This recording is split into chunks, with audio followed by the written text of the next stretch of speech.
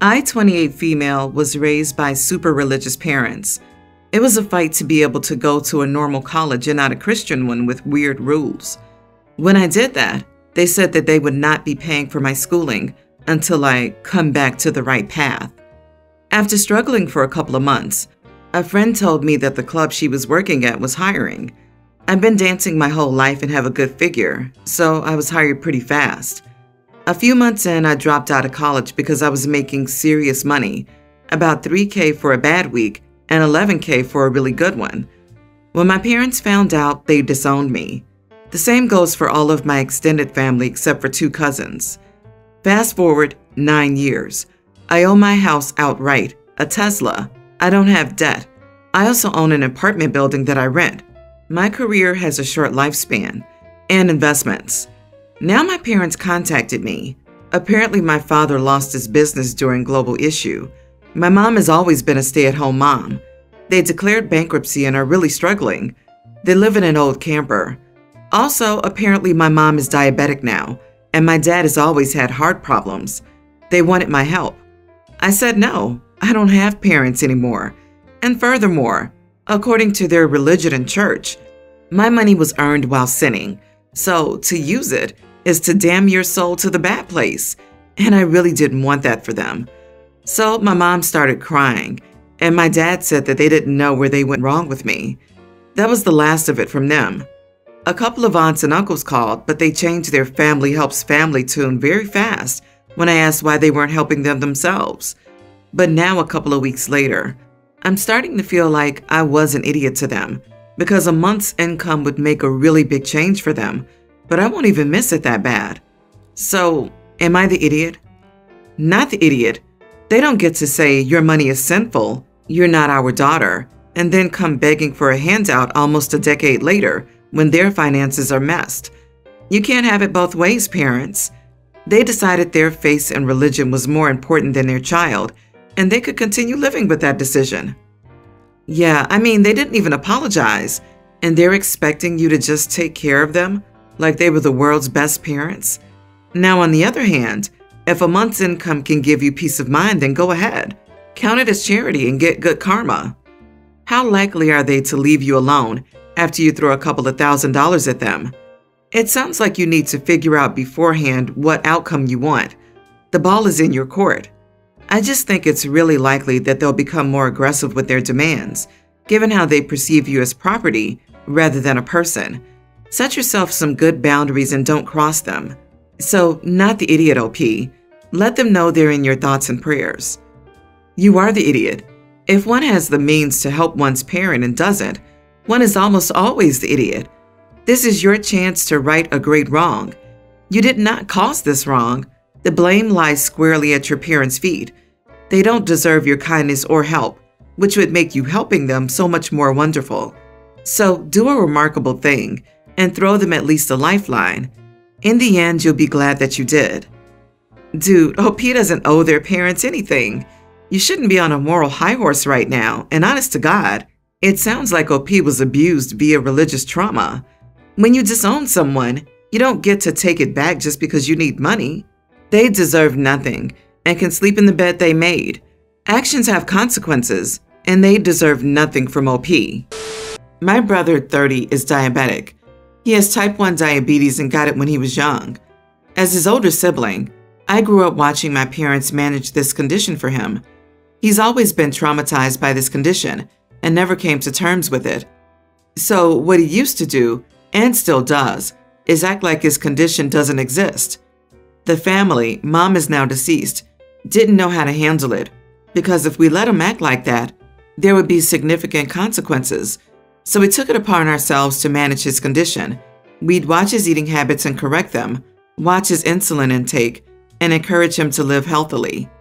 When he brought his now wife home, we told her how it was, and that he can be reckless and in denial about his condition, so she needed to help and work with us and keep an eye on him.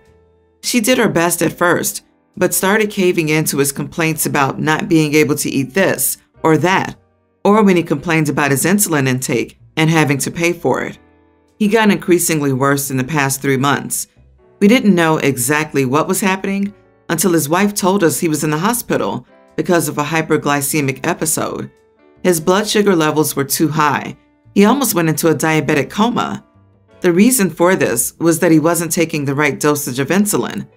I talked to his wife and argued with her. She said he deliberately kept stretching out his insulin dosage to be able to save insulin and not have to buy it. I told her she should have kept an eye on him. It's unfortunate that their insurance is screwed and their financial situation is rough, but she should have stopped him and not stood there watching. She said I was too hard on her, but I told her if he was doing this under the family's watch, we wouldn't have allowed it. And so she bears part of the blame for him staying in the hospital. She started crying and asked for a minute for herself. I went home because I couldn't see him after waiting for long. My dad called later, asking about my conversation with my sister-in-law. I refrained from talking about it, but he said she called him and told him everything. He said I shouldn't have said this to her and made her feel guilty. I said I was just disappointed she let this happen and expected her to be the responsible one if my brother wasn't. He said I have to apologize, but I'm unsure whether I was completely at fault here because I feel there's a bit of neglect on her part. You are the idiot. Your brother is 30 years old. He's a grown adult. His wife cannot be on donut watch 24/7. She can't take food out of his hand. She can't force medication into his body. He is an adult who has made self-destructive choices about his health. I know it's hard to hear when he's in the hospital, but his own irresponsibility is what landed him there. And if you're going to point the finger at his wife, you should point one even more at your parents. All of your enabling has allowed your brother to grow into the irresponsible adult he is now. I hope your brother recovers. The come to Jesus talk you need to be having is with him, not his wife. You are the idiot. She's his wife, not his mommy. Stop treating women like caretakers. Why is the entire family treating this man like a pet cat who needs to be watched and medicated? The only possible reason for this is that he has mental disabilities which limit his ability to see to his own care. But that's not been established in the story, just that they treat him that way. So you knew they needed financial help to manage his condition and you sat back and did nothing? Or did you do nothing because you know that's not the problem and your brother's just making excuses? If you're not allowed to take his complaints seriously or let him make his own mistakes when he does that, why doesn't she? Poor wife probably thought she was marrying a man and not a toddler. You and your family are to blame.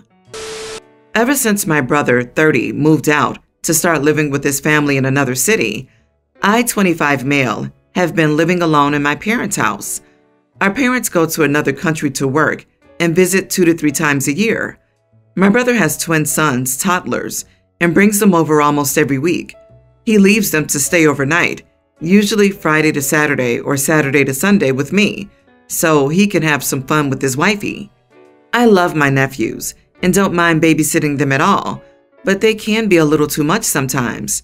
So the other weekend when they brought them over, Tara, brother's wife, told me that they are apparently fully potty trained, had no accidents whatsoever, and no longer needed to wear diapers in bed.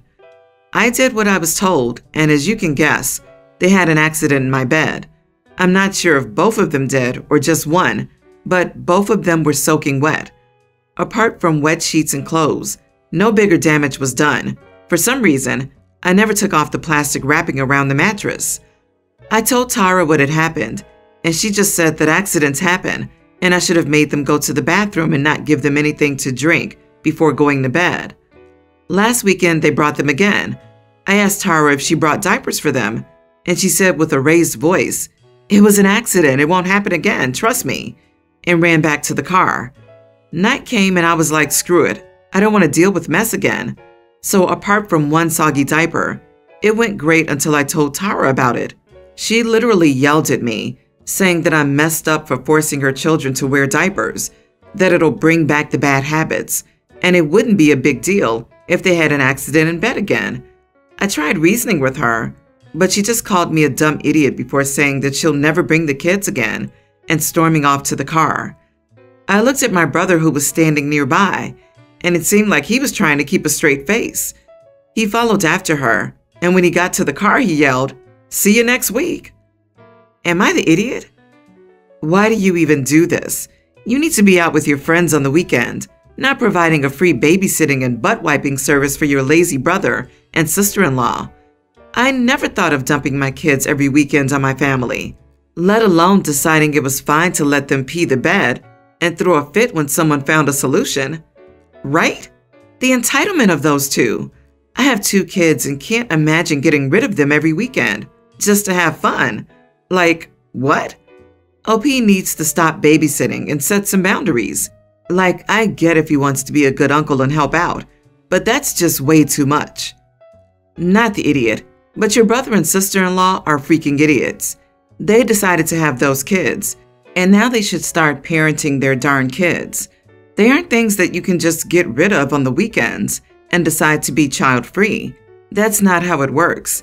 OP, seriously stop babysitting overnights, at least for now. Your brother is a coward who can't stand up to you. I, 28 female, have been dating my boyfriend, 29, for a little over 2.5 years.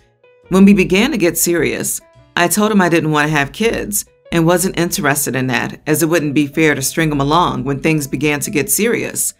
He wanted kids, but we talked it over and he decided he could live without kids. Things were fine until we visited my family for my dad's birthday a few days ago. He saw some old pictures of me when I was 20 and heavily pregnant. He was upset and asked me what this was and thought I'd have a child and given them up. I explained to him that my older sister and her husband had been struggling with fertility and she'd had several miscarriages, so I offered to carry their child for them, and my 7-year-old niece was the result of this. I in no way feel maternal towards her. She is their biological child, and I've never felt I was anything but the handy oven for that bun. I never brought it up before as I didn't think it mattered, and it was so long ago that it wasn't really anyone else's business. He, however, feels differently, and when we left, he told me I should have told him and said how it wasn't fair I'd been willing to give my sister a child, but wouldn't even consider having one with him. I got upset, as there is a big difference between carrying a child and raising a child, and told him as much. I told him I was sorry for not telling him, but I honestly hadn't felt it was his business, as it had been years before we got together. I then reminded him how he had been the one to say he could live without children, as I'd warned him long ago. He's still upset with me. I honestly didn't think I did anything wrong here. Am I the idiot? Not the idiot. Does he understand that your niece is not your biological child? That possible confusion is the only explanation I can think of for why he would react as such, unless he legitimately thought the only reason you didn't want kids was because you didn't want to deal with pregnancy. I'm going to say everyone's the idiot here. Here's why. You and your boyfriend discussed children, and you had to assume he would see those pictures if he stuck around long. Your pregnancy should have been mentioned. He reacted on a big scale, which is understandable, but he's basically saying you had a baby for them. You should be willing to have one for me too, which is not cute. You both made the mistake of thinking that he could just be okay without kids. If you choose to have kids for him, you will resent him and possibly the kids. Please think this through carefully. I agree that was a red flag for me. Either he's trying to fool himself and will end up resenting her and/or leaving her, or he's hoping OP will change her mind and give him what he wants. Based on his reaction to the news, I'm guessing it's the latter. Honestly, you are the idiot for the simple fact that something like that is huge, even if it wasn't your egg. It's a huge fact not to tell your SO of 2.5 years about, and I think you know that, or you wouldn't be seeking the opinion of strangers online. Can't really imagine going out with someone for that long and not mentioning, "Oh, you know my niece? I'm the one who gave birth to her." I, 48 female, have 5 kids. My twin boys and my triplets, 2 boys and a girl. Currently, the older twins share a room. The younger twins have a room and the girl has a room. All kids could have their own rooms, but they chose to share. This year, my boys all came together. They asked if they could all pool their birthday money for a room makeover. They want their beds and clothing in one room and desk in the other room for a gamer's paradise, and have been saving last year's birthday presents and their Christmas money from the last 2 years. I painted their gaming room a dark gray with leftover paint from my parents' renovation, but added LEDs as the main light source on the ceiling and under the desk and on each shelf, made the closet into a built-in bookshelf for video games and their figurines, along with wall shelves, added a couple of mini fridges for drinks, a mini snack vending machine, and painted their desks to match. Then changed their sleeping and clothing arrangement. I did not spend any additional money outside of the budget, and the boys all helped with the manual labor of moving stuff and painting furniture that my daughter did witness. Now my daughter's jealous that I didn't do her room as well. We explained that the boys have been saving money in birthday and Christmas presents, and she asked me to make a total room makeover plan too. So we did, and it would cost about the same as what the boys did. She wanted all new furniture along with painting it and crafting setup. I told her if she wanted exactly this room, she would need to contribute X amount of dollars, and even came up with a plan if she wanted to do extra chores.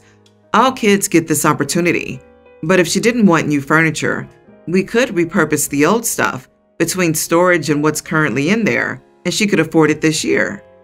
My husband thinks I'm not being fair to her because there were 4 boys to save money, and there's only one of her. I said we shouldn't be picking favorites and that all kids should be at the same standard. And yes, there's one of her, but I didn't buy the boys any new furniture, and she wants all new stuff, not renovated. Well, we were having a family dinner with my parents, and my daughter asked Grandpa for money because I wasn't being fair and favoring the boys. I stopped that immediately and told my dad the entire story. Now my family is split on the verdict. My mom says I'm the idiot for the same reason as my husband, but my dad says I'm teaching her a valuable lesson on budgeting and repurposing. So my husband and I, who regularly frequent here, are wondering, am I the idiot for keeping my daughter at the same standard as my boys? You are the idiot. I think your husband makes a good point. 4 people can save up quicker than 1 and can make 4 times one person's income. It's great that the boys chose to share, but realistically, this isn't a choice for the teenage girl. It's not her fault she isn't a boy and can't therefore share with the boy. With this in mind, I disagree that she's being treated fairly. I think asking her to save a 4th would be reasonable, as each of the boys did. You are the idiot. I can see where you're coming from. Still, from her perspective, she's the only girl. She's excluded from the gaming paradise because of her gender, excluded from sharing a room because of her gender, and now she's excluded from the decorating and planning like her brothers did, with a lot of help from you. I'm not really surprised she's jealous. Her 4 brothers just worked on a really cool project with her parents, getting the bedrooms and gaming area they want, while she's basically sidelined. I can see why it feels really unfair to her. Did you notice that OP referred to having 2 sets of twins and a girl, despite the girl literally being a triplet of one of those pairs of boys? I can't imagine how excluded she probably feels in that household. I expect there's more going on in that than just a gaming room.